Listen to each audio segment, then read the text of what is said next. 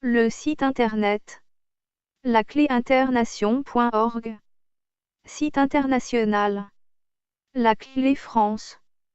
La collectivité laïque équitable sont particulièrement enthousiastes de pouvoir vous proposer cette audition de la collection Les populations esclaves. Vous pensez tout savoir sur le fonctionnement de la société humaine. Vous allez avoir des surprises. Vous voulez connaître comment la société humaine est organisée. Pourquoi elle est organisée de cette manière. Par qui elle est ainsi organisée. Pour qui elle est organisée de cette façon-là. Quelles sont les finalités d'une telle organisation? Les réponses à toutes vos questions se trouvent dans la collection Les populations esclaves. Son livre 1, Économie. Son livre 2, Entité. Son livre 3, Sciences. Son livre 4, Social. Son livre 5, Spiritualité. Nous vous proposons l'écoute du livre 3, Sciences. Épilogue. Tour d'horizon. Il s'agit d'un rapide tour d'horizon, dans des domaines variés, venant d'être abordés. Il laisse à penser que l'humanité, à laquelle nous appartenons, n'est pas encore adulte. À l'échelle du temps universel, d'autres entités se seraient développées, bien avant nous, sur d'autres planètes, dans notre galaxie et aussi ailleurs dans l'univers. Selon des modèles de référence, auprès desquels nous pourrions nous comparer, nous apparaîtrions comme de très jeunes enfants espiègles, querelleurs et asociaux. Nous sommes dans l'incapacité d'établir un modèle social équilibré et vertueux, pour chacun des habitants de cette planète. Aucune organisation sociale ne nous permet de vivre en harmonie, les uns avec les autres. C'est sans doute logique, puisque chaque peuple sur notre planète s'est développé, en totale indépendance. C'est même vrai pour chaque pays.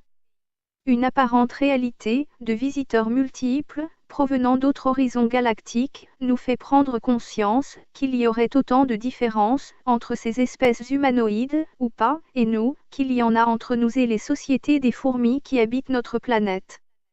Si nous avions la possibilité d'entrer en contact avec les fourmis, pour leur indiquer la réalité de notre existence, nous risquerions de déstabiliser leurs modèles sociaux et de compromettre leurs organisations.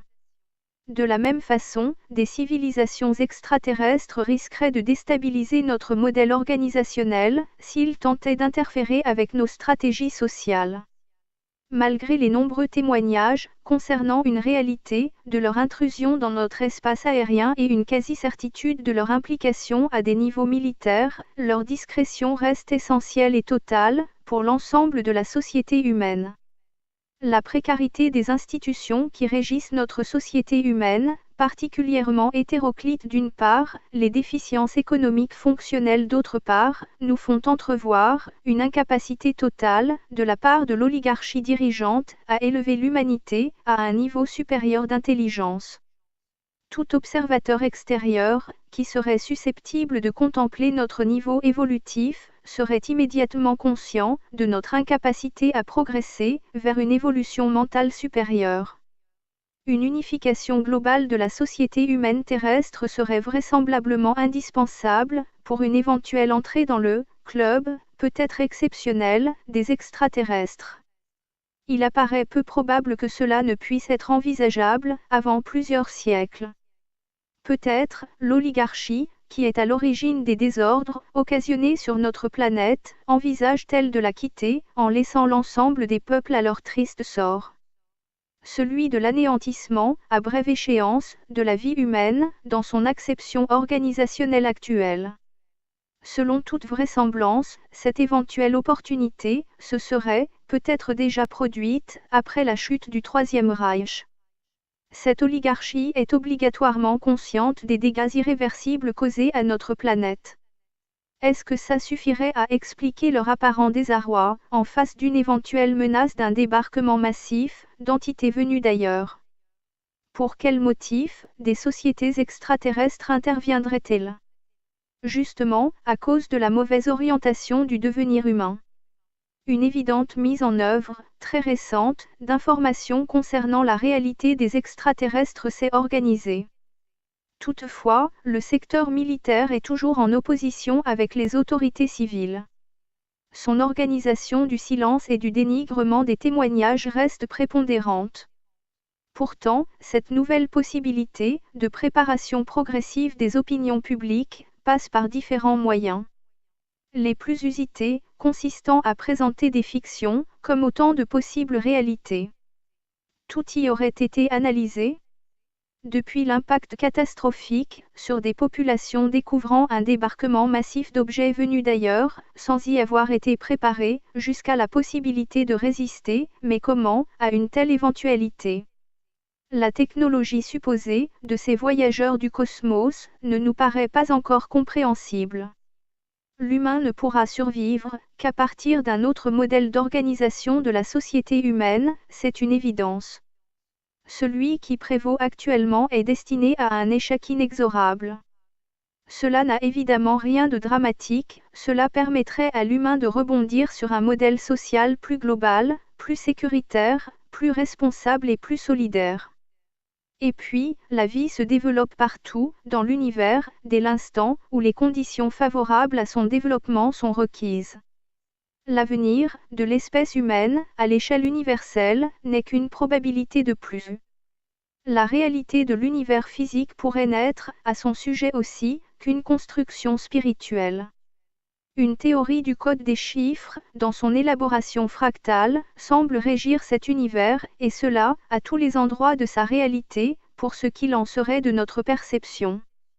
Ceux qui se sont désignés comme responsables de nos modèles sociaux apparaissent bien démunis et incapables à nous diriger correctement et logiquement vers une progression intellectuelle de l'humain. Quel modèle social universel peut-il être envisagé pour une situation humaine dont l'avenir est tellement compromis? D'autre part, il apparaît également évident que chacun d'entre nous passe par la nécessité de phases évolutives successives. La progression de notre conscience apparaît devoir passer par plusieurs schémas d'expériences et modèles d'expérimentation, où l'univers physique n'apparaît plus qu'en une zone expérimentale, indispensable à notre devenir individuel. Cependant, l'unité humaine ne peut progresser qu'en adéquation avec la globalité, dont elle fait intimement partie. Il convient de prendre en considération aussi que l'être humain n'est qu'une espèce animale, parmi les autres. Or, toutes les espèces animales, comme les espèces végétales, correspondent à des descriptions énergétiques. La vie n'est qu'une prolifération d'énergie.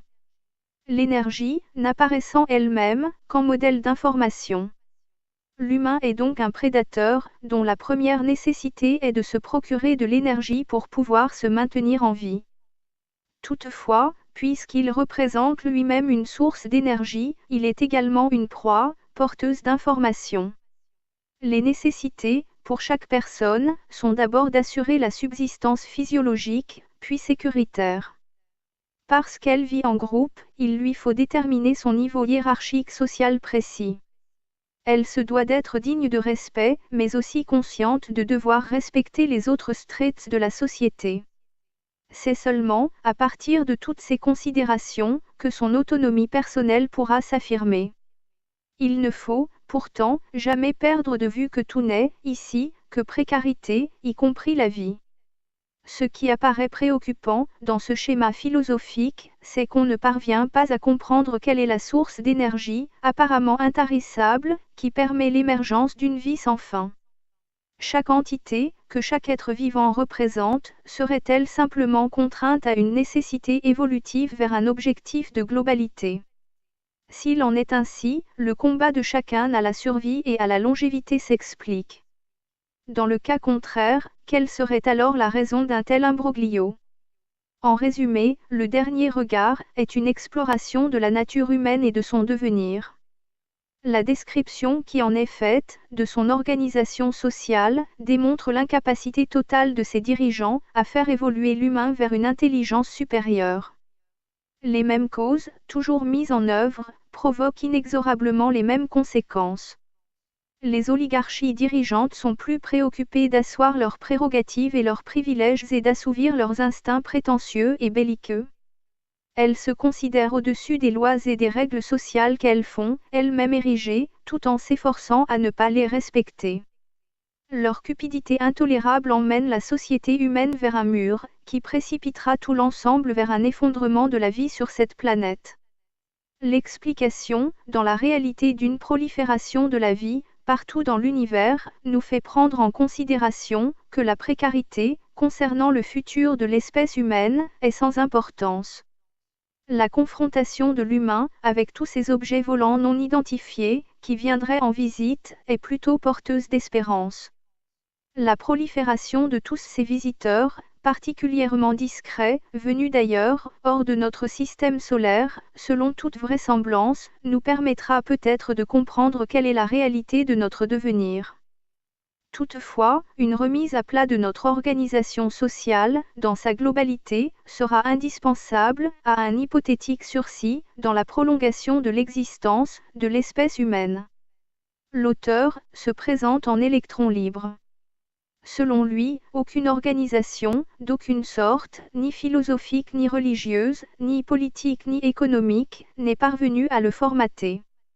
Son regard critique sur notre société humaine en serait la conséquence.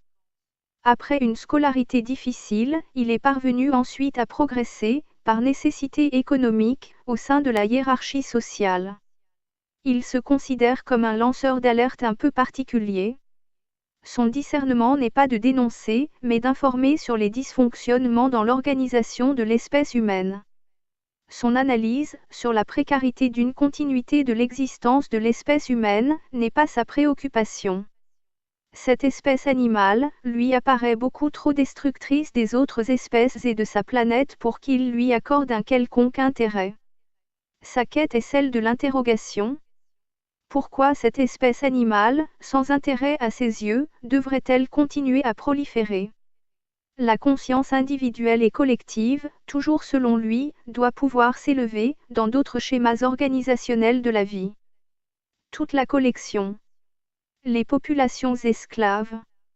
Est téléchargeable gratuitement, au format PDF, en lecture e-book sur le site internet. lacléinternation.org. Toute cette collection est également accessible en livre broché. Les livres brochés de cette collection Les populations esclaves, au format A4 sont en vente chez Amazon, livre français, Philippe Vaisseau. À un tarif promotionnel, actuellement, au quart du tarif en librairie. Une collection, en livre de poche y est également accessible. Vous pouvez aussi cliquer sur le logo « Livre Amazon » dans la page d'accueil de notre site internet. lacléinternation.org. La totalité de la collection est en conférence audiophonique sur YouTube. Le site